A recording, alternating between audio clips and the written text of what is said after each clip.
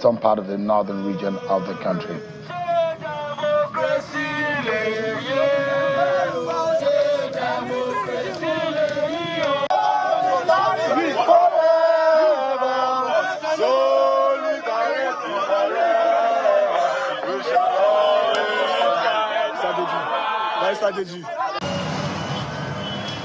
Thank you for bringing me on. What exactly was the reason why you and your friends took to the streets today? Why? Well, a number of issues in the country, and this was a nationwide declaration primarily to restore, free speech to Nigeria. If you have monitored and followed my activities or our activities recently, you see that we've been pulling young Nigerians who are using social media to express themselves from one police station to the other. You saw me in Lagos accompany a youth corps to the local government inspector's office. You've seen situations where we had to go to court. I myself have faced 3 major charges of cybercrime. First was in 2019 when Buhari was in power, and then Neduwoko got me arrested and charged, and then the IG of police recently also charged me to court, and which led to the seizure of my international passport for the last 3 months. So we are asking that this particular notorious law be repealed immediately, and that it has no place in a democratic country. But we also had expanded this to allow different units of TIB to campaign and protest over issues affecting them. And the country today is in shambles. A lot of people are complaining of hunger, starvation. You have a lot of illegalities going on in Rivers State. Kogi State was denied of their representation in the Senate. People have no jobs. The shelves are empty. And in view of all of this, the movement decided to start rallying people across the country to fight back. And this is just the beginning of it, by the way. When you say this is the beginning, what did you mean by that? You mean is it day one, or is going to be a series in what you have planned? What exactly do you mean by that?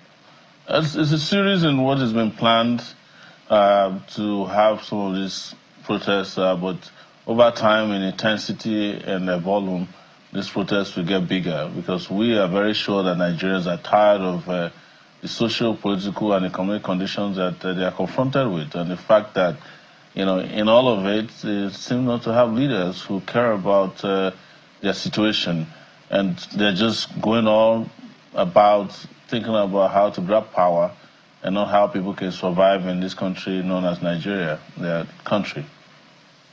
But in all of these, is there any of the agitation that is new? It does look to me like you had described exactly what has gone on for years in the country. Is there anything new in what you are agitating about on the streets of Nigeria today? Well, you are saying that if someone took ill and hasn't been cured of the illness or ailment, we should stop applying medicine so that they can survive. That's what it sounds to me like you are repeating. We're just saying that it may not be new, but it is now starting to threaten the existence of the people of Nigeria. You cannot have a country where people have nothing to eat, once people have unemployment on a larger scale. You have some of the worst situations in terms of inflation, and then you tell people, young people, of inflation, and then you tell people, young people who are not being cared for, that they can't speak on TikTok, they can't talk on Twitter, they can't express themselves. You slam on them pretty much kind of colonial era type of law, which used to be called sedition, is now Cybercrime Act, which was promulgated, by the way, in talk, and if they do, you can throw them in jail for as long as you want. One young person known as Tuma spent 50 days in detention until like 2 weeks ago, where we got him out, because he made a TikTok broadcast that insulted, according to the police, the wife of the president. Before then, some ladies spent the last Christmas and New Year in detention and in prison because he said something that the son of the president did not according to the police, insulted the son of the president. So you are holding the entire country at the behest of a family that is performing poorly. It doesn't matter how long it takes. People are just now fighting back. Maybe you see a more robustly and intense resistance against the culture of oppression in the country, because just as you're having these, people are also very concerned about a lot of things, including electoral integrity in the next upcoming election, because we are now aware that the president of Nigeria doesn't even want to leave power. He has connived with some guys in the National Assembly to ratify a law that will give us what they call a parliamentary system of government, in which he will spend 6 years, and that will give him 10 years in power. That is their secret plan. So we're planning our own openly to resist and ensure that we take our country back from these guys who are just running it aground on a daily basis.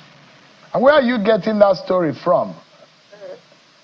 That there are plans you are aware that there's overstaying of power, yes, or a sit-tight tendency that you're describing.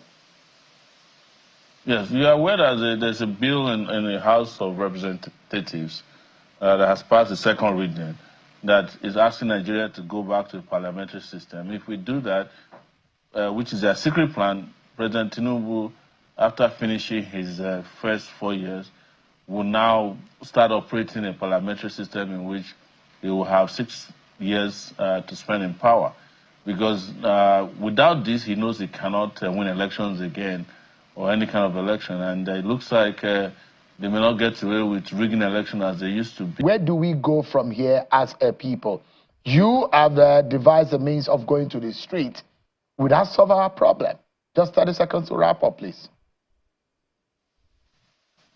Well, when enough people rise up and say they are no longer going to be controlled by fear, they are no longer going to live in a country where they're like treated as slaves, when enough people say, like the Chinese people did, the Americans did, the French people did, the Cuban people did, in fostering upon themselves a spirit of a rejection of the status quo ante, which battered their own revolution, whether you call it cultural, physical, spiritual, then Nigeria would get it right.